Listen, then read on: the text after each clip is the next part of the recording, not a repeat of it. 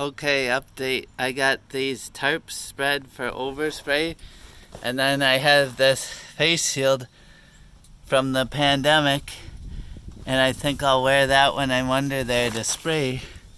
Now you can see my car has a lot of plastic protecting it, which is good, but then we're gonna try to hit some of these metal parts with the Woolwax and let it just soak up in there for the winter.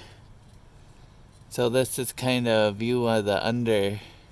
And I don't know if I'll be able to do it when I'm actually doing it, but these ramps help get it up a little bit, and I think the face shield will be helpful as we go. So thankfully it looks pretty good under here, and we want to keep it that way.